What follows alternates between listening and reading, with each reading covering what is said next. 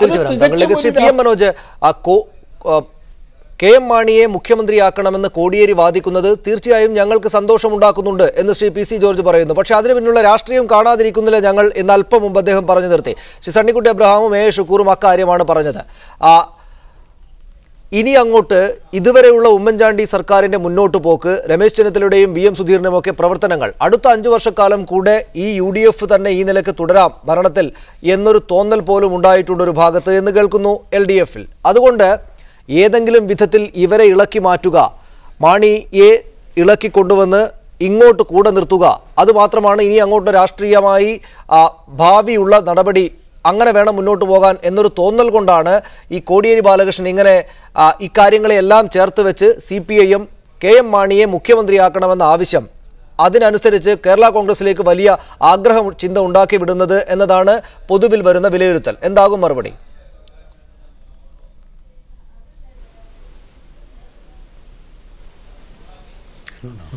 Shri PM Manoj, താങ്കളോടാണ് ചോദ്യം.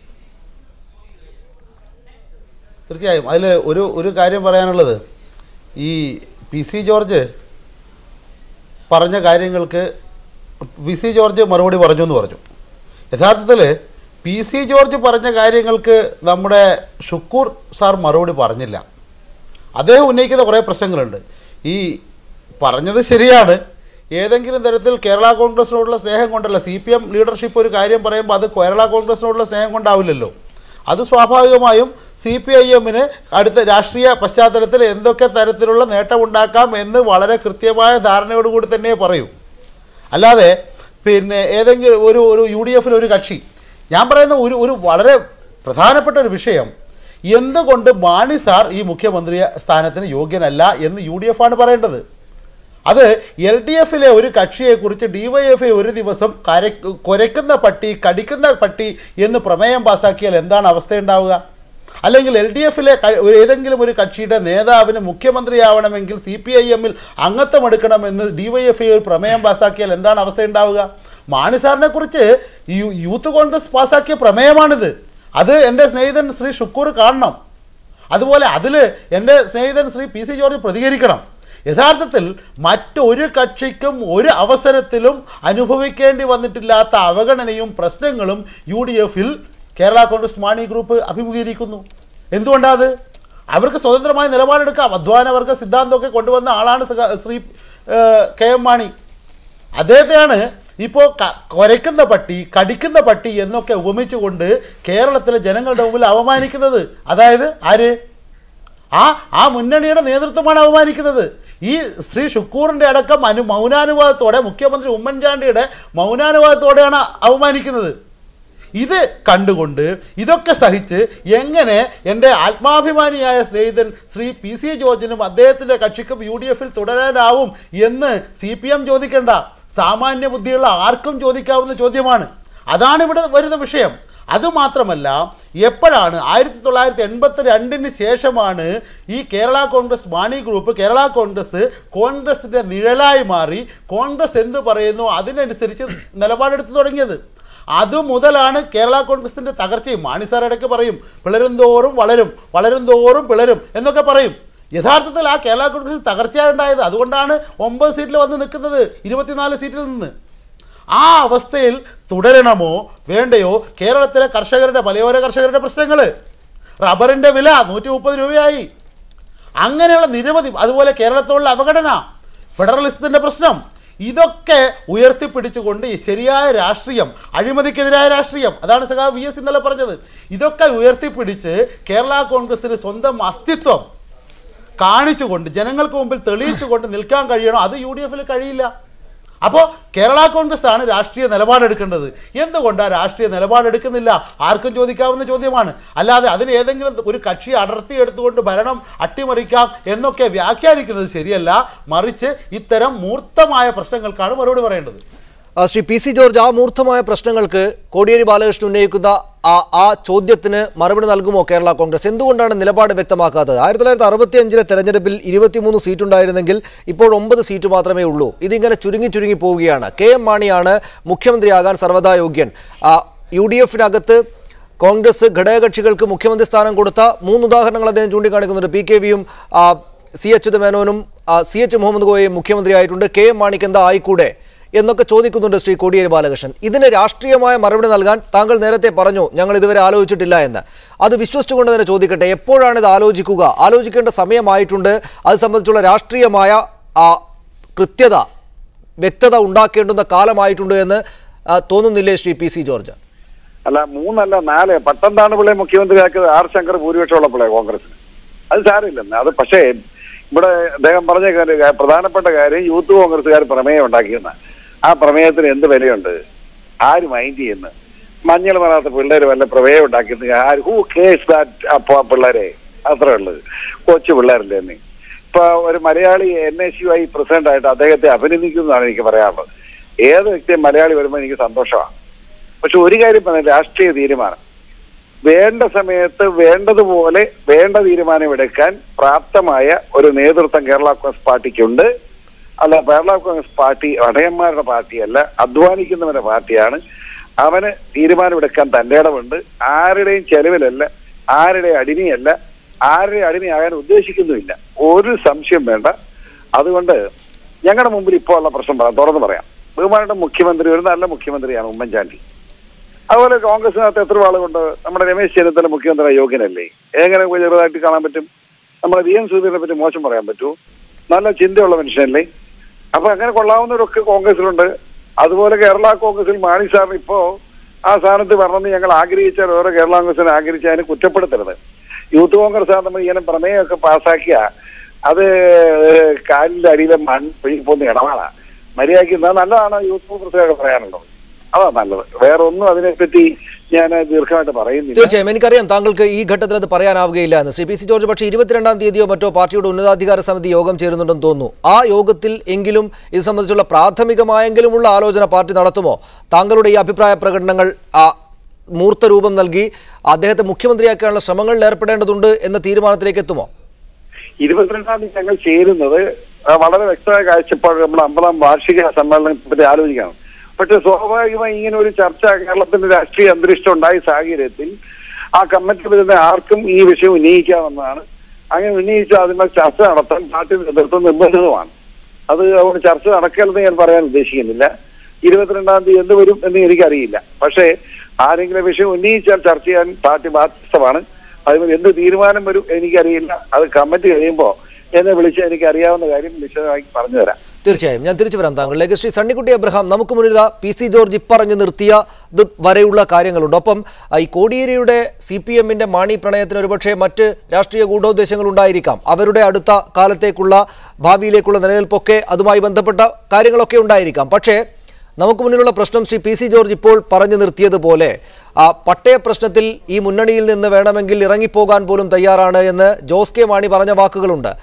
PC ജോർജും ആന്റണി രാജുവും പോലെ പരസ്പരം വലിയ അഭിപ്രായ ഐക്യമൊന്നുമില്ലാത്ത നേതാക്കളെല്ലാം ഈ വിഷയത്തിൽ KM മാണിയെ മുഖ്യമന്ത്രിയാക്കണമെന്ന വിഷയത്തിൽ ഉറച്ചു നിൽക്കുന്ന സാഹചര്യമുണ്ട്.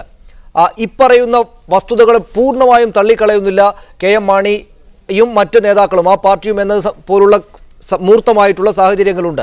ഇതൊക്കെ ഉണ്ടാകുമ്പോൾ അകത്തുകൂടെ ചില കാര്യങ്ങൾ നടക്കുന്നുണ്ട്. ഒപ്പം കോൺഗ്രസിന് രോഷമുണ്ടാകുന്നുണ്ട് ചില ഘട്ടങ്ങളിലെങ്കിലും മാണിയോട് എന്നതുകൂടെ വെച്ച് നോക്കുമ്പോൾ രാഷ്ട്രീയമായ മാറ്റം അണിയറയിൽ വലിയ തോതിൽ ഉണ്ടാകാൻ വേണ്ടി പോകുന്നു എന്ന് സാധാരണക്കാരായ ആളുകൾ കരുതിയാൽ അത് അങ്ങനെയല്ല എന്ന് പറയാൻ എന്തെങ്കിലും കാരണങ്ങൾ ഉണ്ടാകുമോ ശ്രീ സണ്ണിക്കുട്ടി അബ്രഹാം? സനീഷേ, KM മാണിയെ മുഖ്യമന്ത്രിയാക്കുക എന്ന ഉദ്ദേശത്തോടുകൂടി കേരള കോൺഗ്രസിലും CPM-ലും വളരെ സജീവമായ ചർച്ചകൾ നടക്കുന്നുണ്ട് എന്നുള്ളത് എല്ലാവർക്കും അറിയാവുന്നതാണ്. അത് ആരൊക്കെ നിഷേധിച്ചാലും ആരൊക്കെ നിരാകരിച്ചാലും അത് സത്യമല്ലാതാവുന്നില്ല. നമുക്കറിയാം, KM മാണിയെ മുഖ്യമന്ത്രിയാക്കണമെന്ന് കേരള കോൺഗ്രസ് പാർട്ടി തീരുമാനിച്ചു കഴിഞ്ഞാൽ അതിന് യാതൊരു സംശയവുമില്ല. ഈ അടുത്ത ദിവസം ഞാൻ 20-ഓ 21-നോ ചേരുന്ന ഉന്നതാധികാര സമിതിയിൽ തീരുമാനമെടുത്താലും മതി, ഇടതുപക്ഷ മുന്നണിയിലേക്ക് ചേരുക, അവരോട് സഹകരിച്ച് പ്രവർത്തിക്കാൻ തീരുമാനിച്ചു കഴിഞ്ഞാൽ യാതൊരു സംശയവും വേണ്ട, മുഖ്യമന്ത്രിയാകാനുള്ള KM മാണിക്ക് മുഖ്യമന്ത്രിയാകാനുള്ള എല്ലാ സാധ്യതകളുമുണ്ട്. ഞാൻ 79-ലേക്ക് ഞാൻ സനീഷിന് ശ്രദ്ധ ക്ഷണിക്കുക. 79-ൽ ഏതാണ്ട് സമാനമായൊരു സാഹചര്യം ഉണ്ടായതാണ്. മുഹമ്മദ് കോയ മുഖ്യമന്ത്രിയായിരിക്കുന്ന സമയത്ത് ആ മന്ത്രിസഭയെ താഴെയിടുന്നതിന് വേണ്ടി CPM ശ്രമിച്ചപ്പോൾ കേരള കോൺഗ്രസ് ഇടതുപക്ഷ മുന്നണിയിലേക്ക് പോകാനായിട്ട് തീരുമാനിക്കുന്നു. പിന്നീട് ഒപ്പം തന്നെ അന്ന് അരസ് കോൺഗ്രസ് യു ആയിരുന്നു AK ആന്റണിയുടെ നേതൃത്വത്തിലുള്ള പാർട്ടി. അവരും LDFിലേക്ക് ചേരും എന്ന ഒരു സാഹചര്യത്തിൽ അവർ ചേരാൻ തീരുമാനിക്കുന്നതിന് മുമ്പ് തന്നെ ശ്രീ KM മാണിയുടെ പാർട്ടി LDFിൽ ചേരാനുള്ള തീരുമാനം പ്രഖ്യാപിക്കുകയും CPM അടങ്ങുന്ന അന്നത്തെ ഇടതുമുന്നണിയുടെ സംയുക്ത നിയമസഭാ കക്ഷിയുടെ നേതാവായിട്ട് KM മാണിയെ തിരഞ്ഞെടുക്കുകയും ചെയ്തതാണ്. നമുക്കത് അറിയാവുന്നൊരു കാര്യമാണ്. പക്ഷേ അന്നത്തെ മുഖ്യമന്ത്രിയുടെ ഉപദേശപ്രകാരം ജ്യോതി വെങ്കടചലം ഗവർണർ നിയമസഭ പിരിച്ചുവിട്ട ഒരു സാഹചര്യത്തിൽ അന്ന് ആ ഒരു സ്വപ്നം നടന്നില്ല എന്ന് മാത്രമേ ഉള്ളൂ. പിന്നീട് ഇവർ ഒന്നിച്ചു മത്സരിച്ചു. 2 വർഷം ഈ മന്ത്രിസഭയിൽ KM മാണി പ്രധാനപ്പെട്ട പദവിയിൽ അംഗമായിരുന്നു. പക്ഷേ എനിക്ക് മനോജിനോട് ചോദിക്കാം, മനോജ് ഇപ്പോൾ ധാരാളം കാര്യങ്ങളോട് പറയുന്നത് കേട്ടു. കേരള കോൺഗ്രസ് മുന്നണിയിൽ ശ്വാസം മുട്ടി നിൽക്കുകയാണ്, ഫെഡറലിസത്തിൻ്റെ പ്രശ്നങ്ങളുണ്ട്, റബ്ബറിൻ്റെ വിലയുടെ പ്രശ്നങ്ങളുണ്ട്, കർഷകൻ്റെ പ്രശ്നങ്ങളുണ്ട്. അന്ന് അങ്ങനെയായിരുന്നെങ്കിൽ CPMന് KM മാണിയോട് ചേർന്നുകൊണ്ട് KM മാണിയുടെ കേരള കോൺഗ്രസിനോട് ചേർന്ന് നിന്നുകൊണ്ട് ഈ വക പ്രശ്നങ്ങൾ പരിഹരിക്കാനാണ് ഉദ്ദേശിച്ചിരുന്നതെങ്കിൽ, അതായിരുന്നു ആഗ്രഹമെങ്കിൽ എന്തുകൊണ്ട് അന്നത്തെ ആ സർക്കാർ 2 വർഷത്തിന് ശേഷം താഴേക്ക് പോകുന്നു? KM മാണി അടക്കമുള്ളവർ എന്തുകൊണ്ട് അന്നത്തെ മുന്നണി വിട്ട് അല്ലെങ്കിൽ ഗവൺമെൻറ് വിട്ട് പുറത്തു പോകേണ്ടി വന്നു എന്ന കാര്യം നമ്മൾ ഈ അവസരത്തിൽ ആലോചിക്കേണ്ടതാണ്. പിന്നീട് ഈ സാധ്യതയെപ്പറ്റി പറയുമ്പോൾ നമുക്കറിയാം, വളരെ വിശദമായ കഴിഞ്ഞ പാർലമെൻറ്റ് തെരഞ്ഞെടുപ്പിന് മുമ്പ് തന്നെ കേരള കോൺഗ്രസിൻ്റെ ഉന്നതാധികാര സമിതിയിൽ PJ ജോസഫ് ഈ ആശയം മുന്നോട്ട് വയ്ക്കുകയും ഇതിനെക്കുറിച്ച് ചർച്ച നടത്തുന്നതിന് KM Mani, PJ Joseph, Shri PC George, Shri CF Thomas എന്നിവരടങ്ങുന്നവരെ ചുമതലപ്പെടുത്തി. പക്ഷേ KM മാണിക്ക് അക്കാര്യത്തിൽ താല്പര്യമില്ലാതിരുന്നത് കൊണ്ടാണ് നടക്കാതെ പോയത്.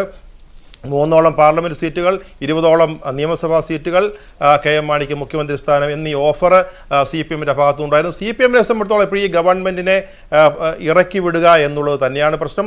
ഇപ്പോൾ വീണ്ടും ചർച്ചകൾ വളരെ സജീവമാണ്. ശ്രദ്ധിക്കേണ്ട ഒരു കാര്യം, കേരള കോൺഗ്രസിൻ്റെ യോഗങ്ങൾ ഇപ്പോൾ ചേരുന്നത് പാർട്ടിയുടെ നേതൃയോഗമല്ല, MLA-മാരുടെ യോഗമാണ്. MLA-മാരുടെ 2 യോഗങ്ങൾ നടന്നു കഴിഞ്ഞു. ഈ യോഗങ്ങളിലൊക്കെ MLA-മാരെ ഒന്നിപ്പിച്ച് നിർത്തുക എന്നുള്ള ഒരു ശ്രമമാണ്, അതിനുള്ള ആലോചനകളും ശ്രമമാണ് ഉണ്ടായത്. ഞാൻ മനസ്സിലാക്കുന്നത് ശരിയാണെങ്കിൽ ഒരുപക്ഷെ ജോർജ് നിഷേധിച്ചേക്കാം. ഈ രണ്ടാമത് നടന്ന MLA-മാരുടെ യോഗത്തിൽ യോഗ തീരുമാനങ്ങൾ യാതൊരു കാരണവശാലും പുറത്തു പോകരുത് എന്ന് എല്ലാ MLA-മാരെ കൊണ്ടും സത്യം ചെയ്യിച്ചു എന്നാണ് ഈ കൂട്ടത്തിൽപ്പെട്ട ഒരാൾ എന്നോട് പറഞ്ഞത്. തിരിച്ചു വരാം. ശ്രീ PM മനോജ് എന്ന് വെച്ചാൽ, ശ്രീ PC ജോർജ് ഞാൻ താങ്കളിലേക്ക് വരാം. അതിനു മുമ്പ് ശ്രീ PM മനോജ് എന്ന് വെച്ചാൽ ഇപ്പറയുന്ന രാഷ്ട്രീയമായിട്ടുള്ള കാരണങ്ങളുണ്ട് CPMന് KM മാണിയെ എങ്ങനെയെങ്കിലും അവിടെ നിന്ന് ചാടിച്ചെടുക്കുക എന്നതിന്. അതുകൊണ്ടാണ് കോടിയേരി ബാലകൃഷ്ണൻ ഇക്കാര്യങ്ങൾ ആവർത്തിച്ച് പറഞ്ഞുകൊണ്ടിരിക്കുന്നത്. പക്ഷേ നിലനിന്ന് പോകാൻ പറ്റുന്നൊരു മുന്നണിയല്ല ഇടതു മുന്നണി എന്നത് പൂർണ്ണമായി അറിയാവുന്ന, നല്ല രാഷ്ട്രീയമായ ധാരണയും ഏത് വിധത്തിലാണ് കാര്യങ്ങൾ മുന്നോട്ട് പോവുക എന്നതിനെ സംബന്ധിച്ച് നല്ല അറിവുമുള്ള KM മാണിയെ അങ്ങനെ തിരിച്ച് ആ മുന്നണിയിൽ നിന്ന് താഴേക്കിറക്കാൻ പറ്റുകയില്ല എന്ന് മനസ്സിലാക്കേണ്ടതുണ്ട് CPM ഈ ഘട്ടത്തിലെങ്കിലും എന്നുകൂടെ പറയുന്നവരുണ്ട് കോൺഗ്രസ് പാർട്ടിക്കകത്ത്. 72ഉം 68ഉം ആയിട്ടായിരുന്നു കഴിഞ്ഞ തെരഞ്ഞെടുപ്പിൽ സീറ്റ് വിഭജനം. അതായത് UDFന് 72, LDFന് 68, 2 സീറ്റിൻ്റെ വ്യത്യാസം. അത് കഴിഞ്ഞ് ഇപ്പോൾ RSP 2 സീറ്റും കൊണ്ട് അങ്ങോട്ട് പോയി. അതോടൊപ്പം തന്നെ ഒരു സീറ്റിൽ ഒരു കൂറുമാറ്റം നടത്തി അയാളെ രാജിവെപ്പിച്ച് പിന്നെ മത്സരിച്ച് ജയിച്ച് നെയ്യാറ്റിൻകരയിൽ സെൽവരാജും. അങ്ങനെയാണ് ഇപ്പോൾ 65ഉം 75ഉമാണ് കക്ഷിനില. ഈ മാണി ഗ്രൂപ്പിന് 9 സീറ്റുണ്ട്. യഥാർത്ഥത്തിൽ LDF ഒന്ന് വിചാരിച്ചിരുന്നെങ്കിൽ ഈ UDFൻ്റെ ഇതേ കാലുമാറ്റത്തിൻ്റെയും കൂറുമാറ്റത്തിൻ്റെയും രാഷ്ട്രീയമാണ് LDFനെങ്കിൽ ആ ഒറ്റ കാരണം കൊണ്ട് എന്നേ ഈ ഗവൺമെൻറ് തകർത്തേനെ. എന്തുകൊണ്ടാണ് UDF നിലനിൽക്കുന്നത്? LDFൻ്റെ തത്വാധിഷ്ഠിത നിലപാട് കൊണ്ടാണ്. ആ തത്വാധിഷ്ഠിത നിലപാടാണ് CPIMൻ്റെ നേതാക്കളും CPIM പാർട്ടിയും ആവർത്തിച്ച് പറഞ്ഞുകൊണ്ടിരിക്കുന്നത്. കൂറുമാറ്റത്തിൻ്റെ ഭാഗമായിട്ടുള്ള ഒരു ഫോർമേഷന് ഞങ്ങൾ തയ്യാറല്ല എന്ന്. എന്നാൽ രാഷ്ട്രീയം തിരിച്ചറിഞ്ഞ്, അതായത് കോൺഗ്രസിനോടൊപ്പം നിൽക്കുക എന്നത് അപകടകരമാണ്, ജനങ്ങൾക്ക് അപകടകരമാണ്, കർഷകർക്ക് അപകടകരമാണ്, സംസ്ഥാനത്തിന് അപകടകരമാണ് എന്ന് തിരിച്ചറിഞ്ഞ് രാഷ്ട്രീയ നയം വ്യക്തമാക്കി ഒരു കക്ഷി മുന്നോട്ട് വന്നാൽ അത് വേറെയല്ലേ പ്രശ്നം? അത്തരമൊരു പ്രശ്നം വരാതിരിക്കുന്നിടത്തോളം കാലം, അല്ലെങ്കിൽ അത് വന്നാൽ ആലോചിക്കേണ്ട കാര്യങ്ങളാണ് നമ്മളിപ്പോൾ ചർച്ച ചെയ്യുന്നത്. യഥാർത്ഥത്തിൽ അങ്ങനെ കൂറുമാറ്റത്തിലൂടെയാണ് ഈ ഒരു ഗവൺമെൻറ്റിനെ അട്ടിമറിക്കേണ്ടത് എങ്കിൽ എന്നേ ഈ കാര്യം സാധിച്ചേനെ. കാരണം UDFൽ അസംതൃപ്തരായ എത്ര വിഭാഗങ്ങൾ, എത്ര ആളുകൾ, കോൺഗ്രസിനകത്ത് തന്നെ എന്തൊക്കെ ഇപ്പോൾ പുനഃസംഘടന വേണമെന്ന് മുഖ്യമന്ത്രിയും വേണ്ടെന്ന്